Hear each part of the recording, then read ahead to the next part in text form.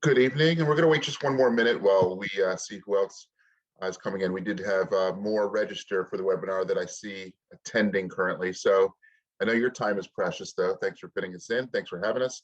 But we're going to give it one more minute here. We'll see if we have any stragglers.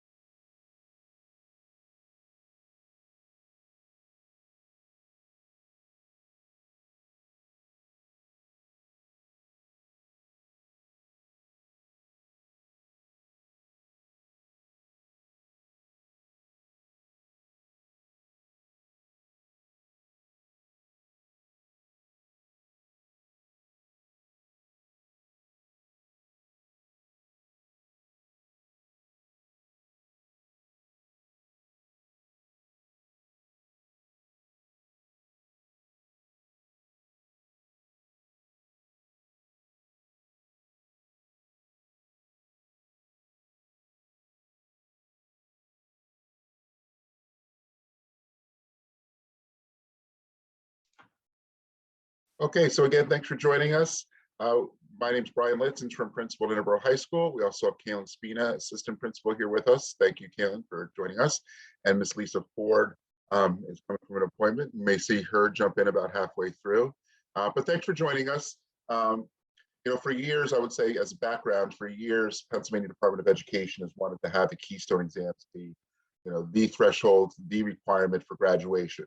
Score all proficient in all three: the literature, the biology, the algebra 1, and then earn your diploma that way. There were even some other Keystone exams in the works. I know the English composition exam was very close to being released. They were almost done with it.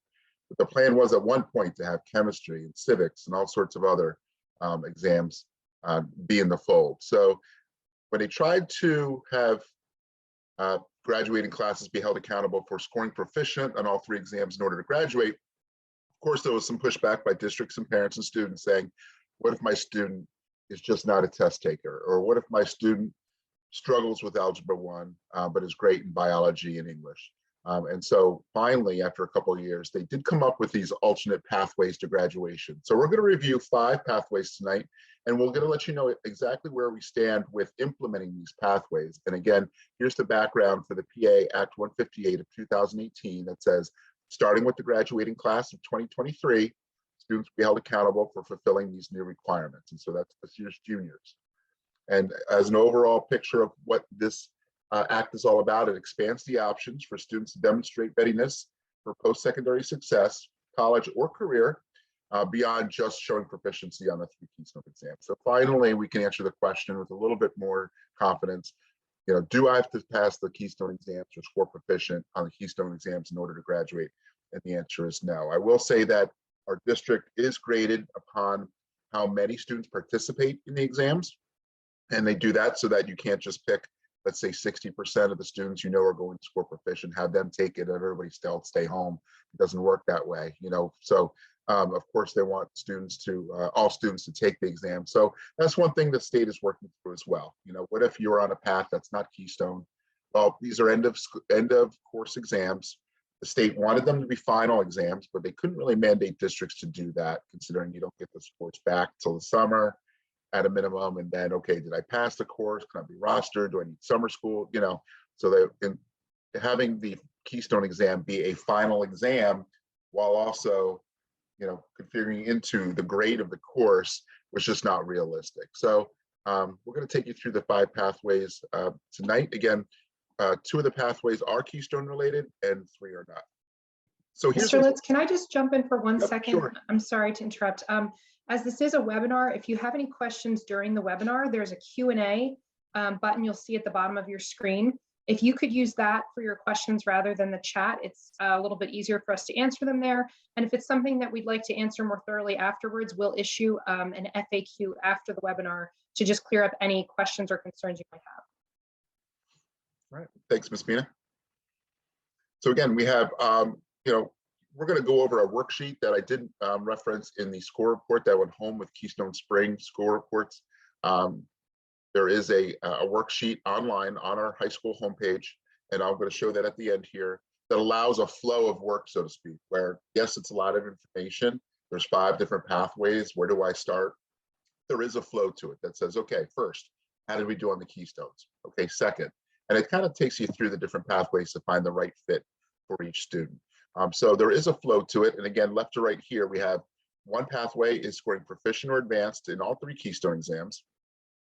The second Keystone pathway is having a composite score of at least 4452. And so scoring proficient on a Keystone exam is 1500 or higher. So if you're going to score exactly 1500 on all 3 exams, you would earn 4500. So you can see this 4452, it's pretty close. You still have to have a pretty good showing, is how I describe it. But it allows you to score proficient on 1 or 2 of the exams and then basic on the other one or on 2. You can't score below basic, you have to be close. And advanced is, of course, totally fine. And that's a great score. So this allows students who may be just a little bit, maybe they're not as great in biology, but they're showing great aptitude in algebra and English. As long as they have a good showing on the bio, they're able to reach this Keystone composite score. And then third, in this grouping, we have the 3 other non-Keystone exam pathways. We have CTE, which is career technical education. So that's technical schoolwork. We have alternative assessment pathway, and then we have an evidence-based pathway. I will say that everything you'll see tonight with Interboro high school graduation requirements and pathways, 95% of it is replicated. It's exactly what PDE has put out for high schools in Pennsylvania. We have added one thing, and I'll go through that at the end because that requirement shows up elsewhere. We do have one more requirement for those who do go the Keystone route, be it showing proficiency in all 3 exams or the composite score. There is one other requirement, and it's nothing new or different than the other pathways. It actually asks students to pick one item from the other pathways. All right, we wanted to keep that bar high and have students go above and beyond. So they do have one more thing to do. Chances are you may have already done them because we'll go through that in a minute. So we'll keep that in mind. But first, we're going to go through the 3 pathways that are not Keystone exam related. Again, scoring proficient on the Keystone in Algebra 1, Literature, Biology. Must complete one more requirement from another pathway. I got ahead of myself a minute ago, I apologize. And then the Keystone Composite, again, earning a satisfactory composite score on the 3 exams, at least 4452. And this PowerPoint will be posted, and we're actually recording this meeting, and we'll post it as well after the tech department cleans it up a bit. And so you'll have these for reference because it is a lot of information. We're going to go through these in a little bit more detail, but when you do reference this PowerPoint presentation later, you'll be able to see the 3 other pathways. We have our career and technical assessment, we have our alternative assessment, and we have our evidence-based assessment. For the first 2 pathways, they ask students to pick what, there is one criterion they have to do for the career and technical, alternative one as well, evidence-based, a couple more. And we'll get into each of these now.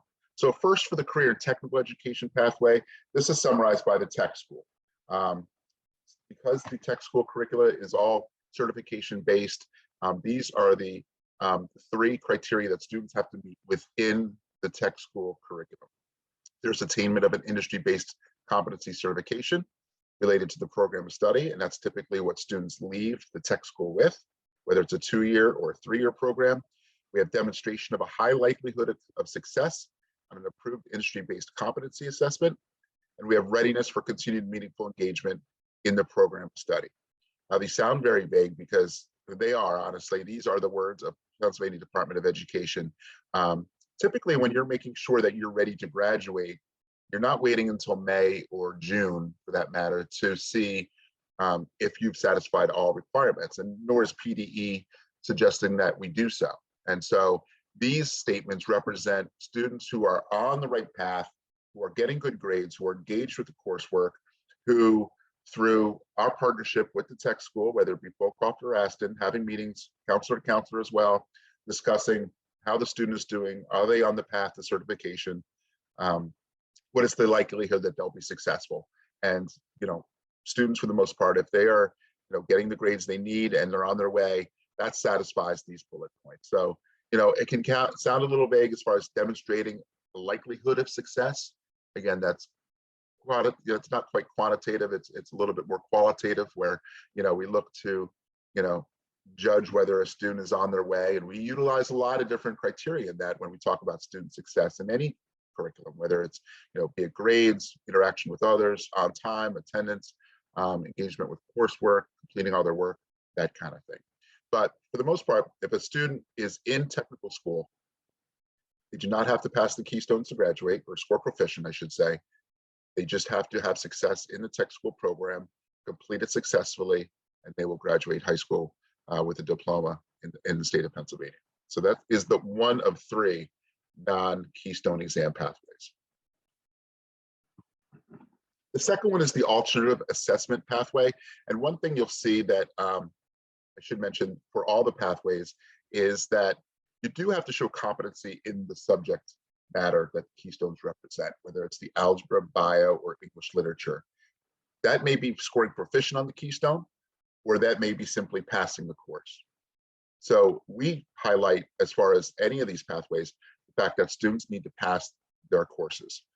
You can still graduate high school in Pennsylvania by scoring proficient on the Algebra 1 Keystone and not passing Algebra 1. But the chances of that are pretty slim, not to mention the fact that you still have to make sure you have all your math credits. And are you going to be successful in a higher level math course if you haven't passed and shown success in Algebra 1? So really, sure, that technically you could score proficient on the Keystone and not pass the Algebra 1 class, but the chances of that happening are pretty slim. So as a rule of thumb, we say to everybody, make sure you're passing the courses. So when it comes to the alternative assessment pathway, this is an interesting one that we saw. It was interesting because students needed to show proficiency in those Keystone subjects, but not so much take the Keystone exam. All right, so they do need to satisfy one of the following, whether it's an SAT or ACT score, whether it's an ACT work keys readiness certificate, and we'll talk about that in a minute, whether it's an AP course, or a certain score in the ASVAB. They can also successfully complete a dual enrollment course. And we are offering more and more partnership dual enrollment courses with Delaware County Community College. But for this pathway, you do need to successfully complete a dual enrollment course in that Keystone subject matter. So if you did not pass the English literature Keystone exam and you are in this alternate assessment pathway, you would want to take a dual enrollment course in English literature or English composition. Instead of the Algebra 1 Keystone, you would take a dual enrollment course in Algebra 1 or calculus or statistics. If you did not score proficient in the biology Keystone exam, you would need to show that you've successfully passed a dual enrollment course in biology or chemistry or physics, or environmental science counts as well. Also, computer science counts for the math. To be honest, we're intrigued by this path because, again, if you're not scoring proficient on a Keystone algebra exam, are you going to successfully complete a math-based dual enrollment course? Maybe just because it's not a standardized test where everything's riding on one exam and you're filling in circles and doing open-ended questions, but that may not fit all students. There is also an option to successfully complete a pre-apprenticeship program. We're working out the details now as far as how we can offer that to students going forward. What the structure would be, who oversees it, and that kind of thing. And there's also acceptance into accredited 4-year college as well. So there's different options here for the alternate assessment pathway. These are the minimum scores needed for the different assessments.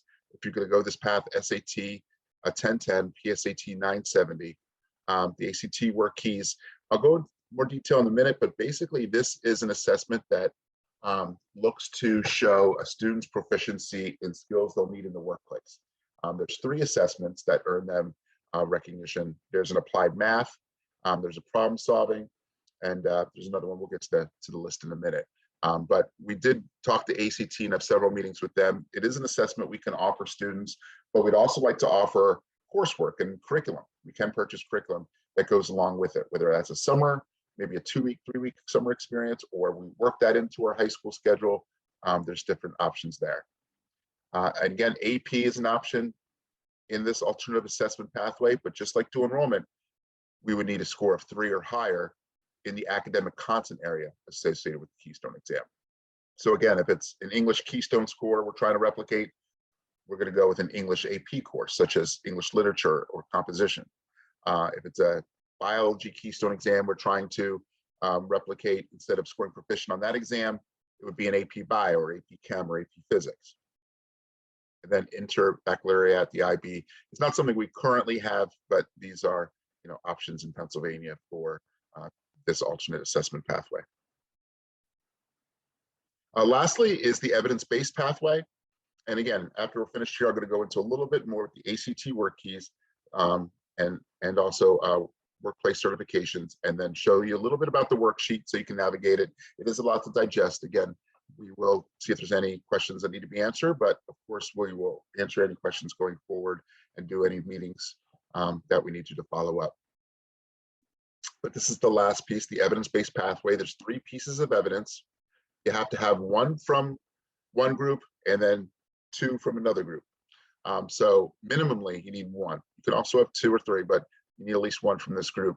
You need that attainment of established score on an alternate assessment, and that's the SAT we talked about, the PSAT. They're all the same scores, the 1010 for SAT, the 970, I believe it was, for the PSAT.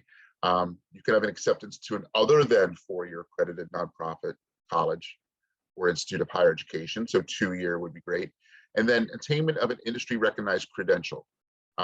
So right now we did get in touch with a platform and company called CareerSafe, which offers online coursework where students work with a teacher online, but also it's facilitated by one of our teachers, where at the completion of the course, they have an industry recognized OSHA credential, which is workplace safety. I got one after college. It actually helped me work in environmental work. It's applicable to lots of different work situations, work placements, but we did purchase some coursework for students to participate in the OSHA-based credential work, but in the context of culinary arts or healthcare, or there's also agriculture, and the 4th one we did was general machinery, I believe, and engineering. So we do have teachers who are involved with implementing these industry recognized credential coursework. We did have a trial run with Mr. Lavery with one of his classes in allied health, and students finished the course. It was embedded well and integrated well into his allied health course, but students were able to finish that in about off and on. It took about 6 weeks. It wasn't constant working on it either. It took some time, so about 6 weeks. And they finished, and they got their OSHA card in the mail, and they were able to attain this industry recognized credential. So they did the healthcare one. So this is something we want to offer students as well, because it is worthwhile. They could utilize it after school for the workplace, and it does satisfy a piece of evidence here for the evidence-based pathway. Finally, in this group, the successful completion of a dual enrollment course. The one difference between this and the last pathway is, as with the alternative assessment pathway, you needed to show dual enrollment success in a course that replicated the Keystone content, like an algebra, bio, or English. Here, it's any dual enrollment course. All right, so that really opens the doors, because there are so many. We are offering more and more partnerships and more offerings of dual enrollment with other schools, dual enrollment, Delaware County Community College in particular. So this opens the door a little bit. And then we have up to 2 of the following for the last category for this evidence-based pathway. There's a service learning project completion, and we're still learning about that. That is something that I foresee either summer and or fall, where we have students complete a service learning project that we help structure. And as we implement these graduation requirements for the class of 2023, there is a lot of work that we want to do to set up students to complete these pathways well and be ready to graduate. As the next graduation class comes, class of 2024, the class of 2025, et cetera, they'll come up into high school knowing more about these as we reach down into the middle school, to show them what to expect as they reach high school when it comes to graduation pathways.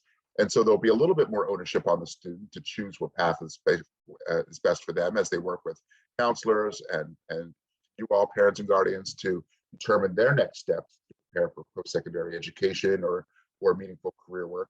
The other point is that I mentioned a minute ago that we've, working with another company to have these industry certified credentials for students. We would love to work them even more into our own coursework with our own instructors, so that a lot of these opportunities, be it pre-apprenticeship, whether it's internship, whether it's the industry certification attainment, all embedded in different pathways within our building and our campus and our community, because that is a partnership when it comes to internship or pre-apprenticeship work. These are partnerships that need to be established that we're currently working on. And so you can see also two of the following: service learning project. If they did get proficient on one of the Keystone exams, and got below basic on the others, that wouldn't help them in the Keystone path, but that can help here. A letter guaranteeing full-time employment. I would also say that military enlistment paperwork is also satisfactory for this requirement.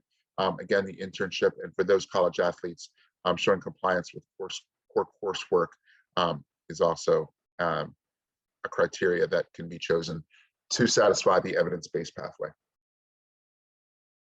Now, I said a few minutes ago that in addition to scoring proficient in all three Keystone exams, or earning the composite score where they had a good showing and they scored proficient in one or two and basic in the other one or two, they needed to do one more thing. I left this to the end because all of these different criteria are found elsewhere in the other pathways, whether it's the technical schools, industry-based evidence, whether it's established scores that they're meeting on the alternative assessments like SAT, the work keys, the successful completion of a pre-apprenticeship program, AP, all these are found in the other pathways. There wasn't anything new generated to have students who score proficient on the Keystones, do or work through, but they do need to choose one other thing. And what I'm seeing with the junior class now is we're tracking it. We're seeing, students who typically have scored proficient on three exams, they most likely already hit their PSAT score, that they took last year or last fall. And so one thing that I will say, and it's probably a good question, is, how do we know where we stand? With either I got the spring Keystone score report, but there was the winter, which those scores are coming out soon. And should I retake a score or retake a Keystone exam? These are, definitely valid questions that we'll work together on. Right now, our tech department is implementing in PowerSchool and eSchool Home Access Center the data that allows you to go in and see where you stand, where your student stands with test scores, completion of different pathways. We also have the career college artifacts. They're definitely a piece of graduation that is outside of the pathways that we've talked about previously. But basically one-stop shopping to see where we stand with all these criteria. Final slides are just a little bit more information. I mentioned that, for the alternative assessment pathway, if you were going to show a score of 3 in an AP exam or have a dual enrollment course, what counts as replacement for that algebra Keystone? And there you can see the list. We do offer computer science principles. We do offer AP statistics. We do offer AP physics, the mechanics exam. So an AP calculus AB as well. And you see the literature and the biology there. That just gives a little bit more information about, if I'm not going to score well on the biology Keystone, what AP biology-based course will work for me for the alternative assessment. Again, for the evidence-based assessment, it can be any AP class, any AP class or dual enrollment course that shows proficiency, or if you successfully complete those exams, that would show evidence that you're successfully completing the evidence-based pathway.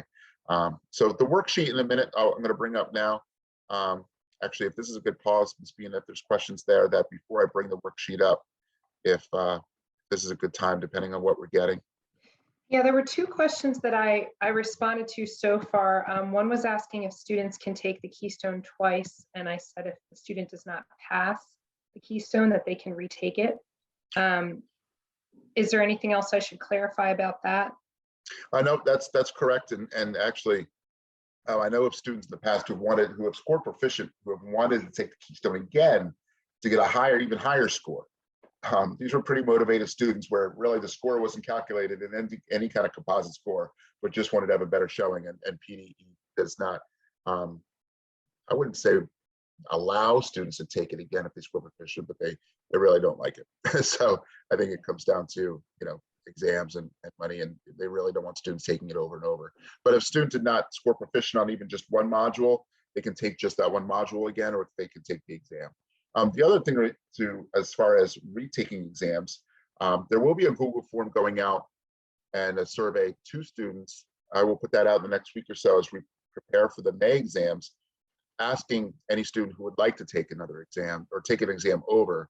Either they missed it because of COVID, or even last spring when it was offered, but maybe there was quarantining, or because of COVID, or because, we were learning virtually, and some students, and I get it, it was not a safe place to come to the school at that time because of maybe family members at home who were immunosuppressed or whatever the case may be. It was just not good timing.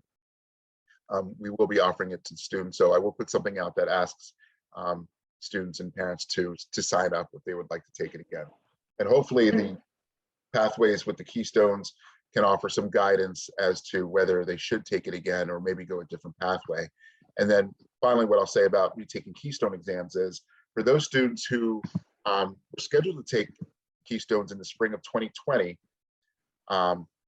nobody in the state took them, right? Because we were pretty much shut down, and PDE said, nobody's going to take these exams. But if you passed the course, you were deemed proficient. So that's a key piece of information there that we've communicated to students. If they were, let's say, in 8th grade Algebra 1, you're a junior now, but you were in 8th grade Algebra 1, or a sophomore, whichever the timing is there, or you're supposed to take biology, that spring. You may have been deemed proficient, but you don't have a scale numeric score to factor into the composite overall score. So if you are just deemed proficient because you passed the course and couldn't take the exam for algebra, let's say, then the next year you did score proficient in literature and bio, you're proficient in all three. Whether you were just exempt from the exam and deemed proficient because you passed the course, or you got a scale score. For those who maybe got deemed proficient in Algebra 1 because they passed the course and they were exempt from the exam because of COVID in spring of 2020, but maybe you got a basic in literature, but then you got a proficient in biology, you really need a third numeric score there to add in to the other two in order to hit that 4452. So there is an advantage to retaking that algebra exam, that even though you're proficient, you don't have a numeric score because you didn't actually take the exam. So either way that works for you, whether it's you don't need a scale score, you just need to be proficient because your other exams are proficient, or you may be basic in one with a score, proficient in another with a score, and you really need to retake that other one that you didn't sit for, even though you passed the course. If you think that, hey, you know what, I can get this composite score and not have to do some of the other pathways, let me do that.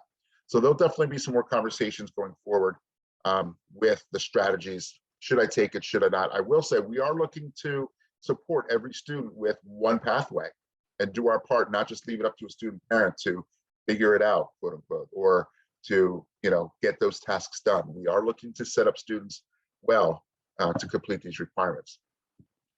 I just want to say a little bit about the work keys assessment. I had mentioned that this was an ACT-based test that looked to show that a student can do well in the workplace. The first one's the applied math. I have a little bit of a read here where it just talks about the math that you use every day. We may not use calculus every day. We might not use algebra 2. I'm a big fan of pushing statistics because I think that's more worthwhile for students for college. Algebra 2 is very engineering, based, but colleges do like to see it. But what we do use every day is some sort of applied math. And so this measures that. It's about an hour exam, 34 questions. Again, we would look to have students go through some kind of mini coursework to set up to do well on this math assessment. The second one was a graphic literacy assessment.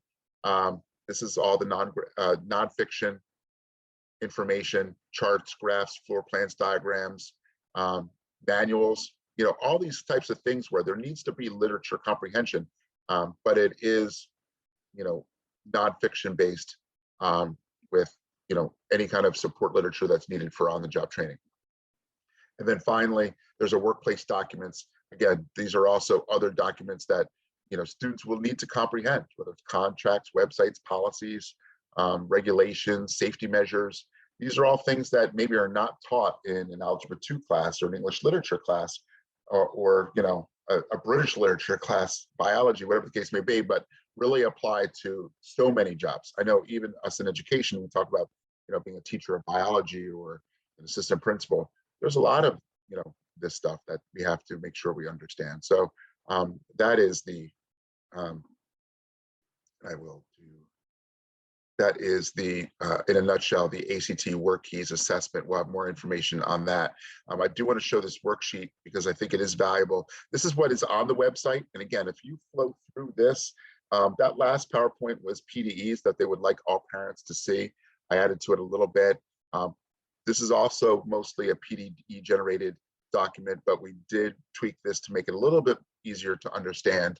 But you start through the top at the different pathways, the Keystone based ones, and then you work through the CTE technical school, and then the alternative assessment, and then the evidence based.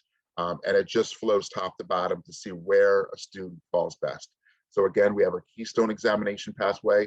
Let's right here make sure that we pass the 3 courses, satisfied or not satisfied. This could be a worksheet that's ongoing for a student. We have our Keystone proficiency path where student counselor can write right in there what score they got. If they got all 315 or higher, they can check satisfied here. Here's the Keystone composite path. Again, it just organizes the information a little bit. So while we're working on making sure that portal is open and ready and up to date, the state just came out, I will say, with a portal on their site that allows us to look up students to see where they stand. We still have to upload a lot of data. It is managed by schools, but as something else that helps staff and counselors also see what pathways students have completed and what requirements and criteria the state has received information about as far as successful completion. So even though I know it's class of 2023, we're talking about next year's graduation, you can see that a lot of this took a lot of time in planning on PDE's part. Then they pushed it out to districts, and then we had to chew on it and then get it out to everybody and see how it met everybody's needs. But like I said, I can't reiterate enough. We're looking to set up every student to make sure they satisfy the requirements needed to graduate. But again, here they can actually write in their score to see if the composite path is best for them, whether they scored at least 1 proficient and no score below basic. Did they get 44.52 when they add the 3 up, yes or no? And then instead of keeping this at the end of the presentation, again, this is right in this Keystone test-based path where I said students had to do one other thing, all right?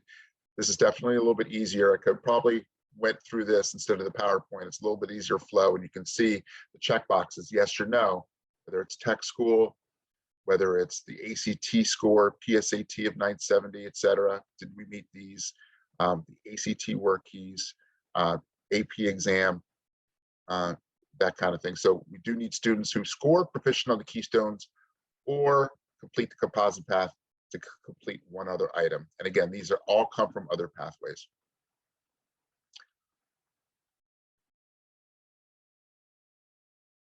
Right at the bottom here, we have what PDE calls a decision matrix. Well, it says, well, will you retake one or more of the exams? Click yes, go back to Keystone proficiency pathway. That's your focus right now, trying to see which one you need to take if you want to try to get proficient all 3. Or if you're engaged in technical school, yes, okay, then go to the next pathway, which is the CTE concentrator pathway. If you're not, you're going to skip that one and go to the next decision matrix. So it's kind of a, a flow here down the river here of yes and no's to determine what the best pathway is. But again, here is the CTE or Career and Technical Education Concentrator pathway, the tech school. Again, did you score proficient on the exam, or did you satisfy the grade-based requirements? And that is in parentheses, I put there, pass the Algebra 1 course or pass the bio course. All right, you just need one or the other here. And again, here are those 3 statements that PDE has put out that says you are basically in tech school, you're loving tech school, you're satisfying all the requirements of tech school, and you're going to come out with that industry certified, the competency certification, and that you're going to come out successful. And again, you have a decision matrix here to see, should I consider the alternative assessment because of the exams I'm participating in? Am I planning to attend a 4-year college? Yes, I should look at the alternative assessment and that kind of thing. So again, this is kind of a fork in the road to see which path best suits a student. But the next one is the one we talked about earlier, the alternative assessment pathway. And again, at the top, either score proficient on the exam or at least pass the course and you're good. But as far as proving or showing competency, again, you just need to at least meet one of these, and maybe it is that ACT score, that PSAT score. This check mark shouldn't be there. I kind of checked that by accident. Again, if you are going to choose an AP exam or a dual enrollment course, they have to be in those Keystone subjects. All right, so alternative assessment pathway is exactly what it sounds like, alternative assessment. So still a test, so to speak, if you put that word in instead of assessment, but alternative meaning just a different test, to be honest. So AP or dual enrollment, again, the dual enrollment courses are based in those Keystone content areas. You also have demonstrating acceptance into a four-year school or completing a pre-apprenticeship program. You just need one from this. At least one must be met. Okay, so we may have students who scored, just below that composite score, but they did great on the PSAT, or they are going to take an AP exam in literature. And you know what? They've had a few English courses since, and they were able to, make up for that basic Keystone English score with an AP exam literature score of 3 or higher. All right. Again, AP exams here, dual enrollment, still in the Keystone content areas. The tricky thing here with the acceptance letter is we do need this by January 25th. There's a little bit of play with that date. That's our date, not PDE's. I'll be transparent about that. We need to make sure that they're ready to go. I don't want to leave that as an open door to just show us in April, because we do need to know sooner than later whether a student is ready to graduate on this pathway. And so, we will make sure that we're pushing everybody to, if you're going to go this path and you're going to choose not only this path, but this criteria to satisfy this path, make sure you're getting early decision in, or making sure, you get that acceptance letter in so that we know that you're good to go. And then finally, the evidence-based pathway, again, at the top, scoring proficient on a Keystone of 15 or higher, or satisfying the grade-based requirements, which in parentheses I put, of course, past algebra or past bio or past English 10. You just need one or the other to then check off this met checkbox for each one. And again, 2 sections for the evidentiary requirements. One, need at least one from this group, could be 2 or 3. You need at least one. And then for the section 2, you can't have more than 2. Could be 0, 1, or 2. So for that first group, again, you could score an AP exam of 3 or higher, could be any AP. Doesn't have to be Keystone based, doesn't have to be algebra, bio, or English. You could actually, because you need 3 total between the 2 sections, you can get your 3. As you see, 3 check boxes here. You can get your 3 by scoring 3 or higher in 3 different AP exams, or 3 different dual enrollment, or 2 dual enrollment and 1 AP.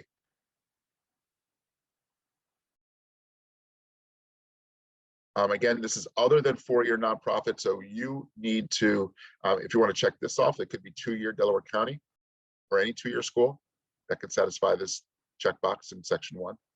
And again, these industry recognized credentials, there's more than one way to do this, but PDE has approved that coursework that I was explaining earlier when it comes to career safe with the healthcare, OSHA coursework, or the culinary arts coursework. And we'll push out more information about these, but we can have students do these at school. And again, if you have 3 criteria to meet, you could do 3 different industry recognized credentials.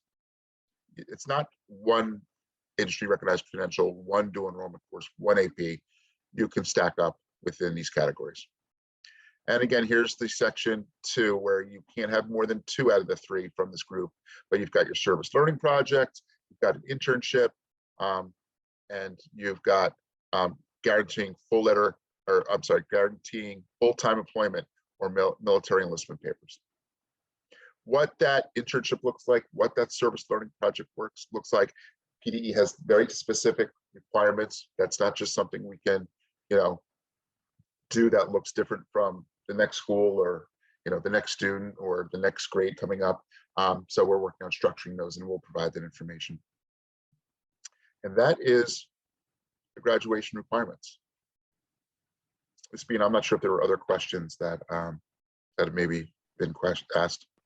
Yeah, so definitely We touched on what you had discussed about COVID, May of 2020. That was something that I already answered that you had described.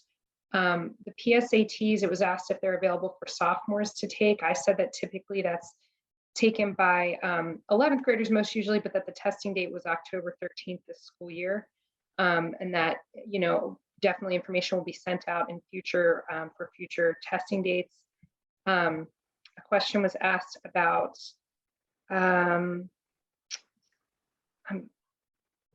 how parents will know what their students need to do. And I was describing that the guidance counselors, the school counselors rather, will meet with students annually to discuss their graduation requirements as well as their course selection. And during that process, that's where they review this, and that the counselors and administrative team is on hand to discuss any specific child's needs that parents can absolutely reach out to contact regarding that.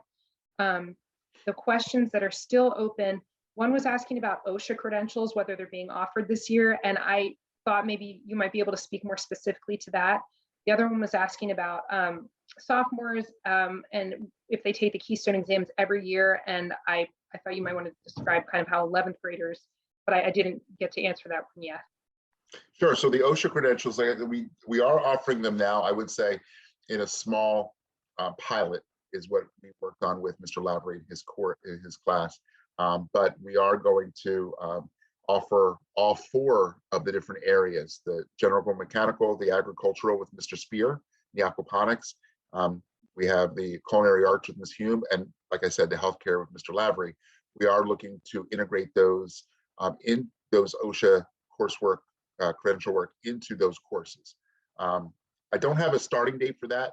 I would like to integrate more after we finished the pilot last month with Mr. Lavery and got the feedback from the students, and it went well. You know, they said it was pretty well done. It was very easy to navigate, I will say. I'd say the coursework was doable. They didn't need much help from Mr. Lavery because it's already embedded in the course. So that helped. I'm interested to see how the other subjects go, but you know, we are looking to integrate that sooner than later. So we will definitely let students know, 11th graders, 10th graders, 9th, everybody, you know, these are available. Again, those would be already embedded in these courses, but I know course selection is going on. And so let's say a student might say, well, you know, I would like the culinary arts more so. I'm already interested in culinary arts, but I'm especially interested in taking culinary arts if I know I can get this OSHA credential for culinary arts. You know, that's something we'll take a look at. We still want to offer these even if they don't take the course. Down the line, I'd say sophomores, freshmen, you know, 10th grade, 9th grade, 8th grade, everybody would know full well that, you know, you could obtain these OSHA credentials by taking these courses, you know, by taking our culinary art, by taking our aquaponics. For right now, because of course selection and space, and we're working on this, we still want to offer the OSHA credential work, but it wouldn't necessarily be like, oh, you have to take culinary arts to take the culinary arts. There could be some work on the side. There could be, you know, whether it's in study hall, the library, after school, at night, you know, there's an opportunity to work on these. And these are 10-hour based courses. I said that the pilot we did in Mr. Lavery's class was 4 to 6 weeks. And that's only because, you know, they integrated the coursework within the curriculum that they were already doing. The students didn't just stop everything with allied health and get on the computer and work on this. And so, you know, it should only take 10 to 15 hours. And so that's something, you know, we will offer when we can. As far as the sophomore, if didn't score proficient last year, maybe got basic, I would say that, you know, the sooner the better to take that while it's fresh. You know, we do want to make sure that we offer some supplemental materials to help students. You know, if it's in English that they didn't pass last year and they're taking English now, that's very cyclical. You know, they should do pretty well there. I understand if they took bio last year and they're in chem now, that might be a little different, but they can take it this spring. They can also take it next year. It's that you don't have to take it the very next time it's offered. You can wait until a further test administration down the line. So the question is, do we need to do anything now? You know, I would not necessarily, you know, they don't have to commit to taking a Keystone exam this spring. You could take it next winter or the following spring. That's fine too. Some students might want to brush up on the content. and that kind of thing. So don't necessarily have to sign up for them now. And I see the question, have the counselors met with sophomores? That was last week. So every counselor, or the counselor met with every 10th grader last week to discuss course selection. We will have more meetings with students going forward to discuss what we're discussing tonight. The main focus of those meetings, those one-on-one meetings with every student, was to discuss their core recommendations, whether honors or college prep or AP is a good fit, and also choosing of electives, whether it's their first choice or second choice. And then they also did talk about, this a little bit, but we are going to talk more with each class, more so about these graduation pathways. So more to come there. But short answer, yes, 10th graders met with counselors all last week. And if they were absent one day when they were scheduled, they're certainly working to catch all students and working on making those sessions up.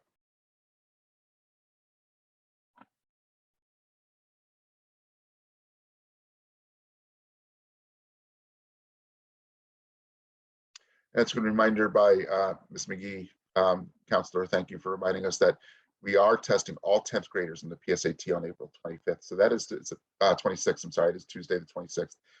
That is a in-school test session. So typically, PSAT is often taken for 11th grade when it comes to possible college scholarships, but also lots of times 10th graders will take it as well. We wanted to offer that to all 10th graders in the school. So we are offering that all 10th graders are rostered to take the PSAT on that Tuesday, April 26th.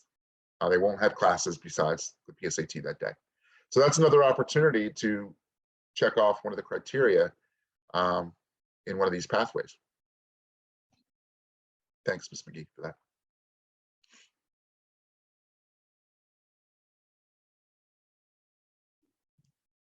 Okay, again, it's not now or never when it comes to questions. I know it's a lot to digest. Again, we will post this recording after it's cleaned up. We will post the PowerPoint and the worksheet that I worked through right at the end there is already on the website. If you look for graduation pathways, we could certainly answer any questions. And if we need to, we'll do what it takes to make sure this information is clear. If we need to do another session that's in person, in small group, whatever the case is, I'm committed to making that happen. So if there's nothing else, and Ms. Spina, seeing if there's a way to save the FAQ.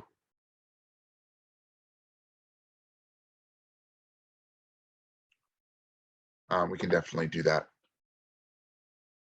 Yep, I believe there's a way that we can save those questions that have been asked, but also, generate a document that we can post that, from you all, the questions you've been asking, what are those ones that, what are those questions that are rising to the top that, most people are asking. We'll definitely put an FAQ document together and we'll see if we can save these questions as well that you've asked.